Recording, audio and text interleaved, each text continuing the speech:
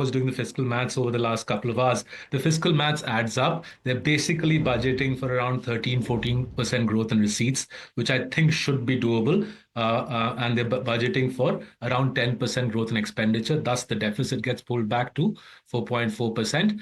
That should give the government a little bit of wriggle room to nudge the RBI towards rate cuts. The country needs rate cuts, even though the rupee is under pressure. The borrowing ecosystem, both SMEs and the middle class, need rate cuts. So the fiscal space, the budget creates fiscal space on the back of pretty solid mathematics to nudge the RBI towards the direction of rate cuts. But what's very interesting is the massive dividend from the RBI.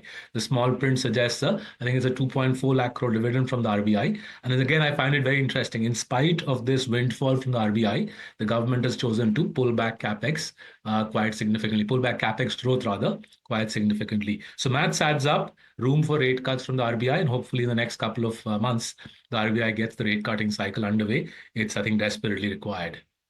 And Harsh, your opinion on this? So while we are looking at slacking growth, inflation really hasn't helped at the moment, especially when it comes to food inflation. What's the way forward? And while we're all hoping for a rate cut, do you think that's a possibility, at least in the near term? I think from the industry perspective, it has been a ask and expectation that the rate cut should happen. And honestly, if you ask me, I feel very positive about it, that in the coming monetary policy announcement, we should see some kind of rate cut. Agarwal, one more question from the consumption side of things. Now that there's more money in the hands of people, we're seeing an urban consumption slow down overall.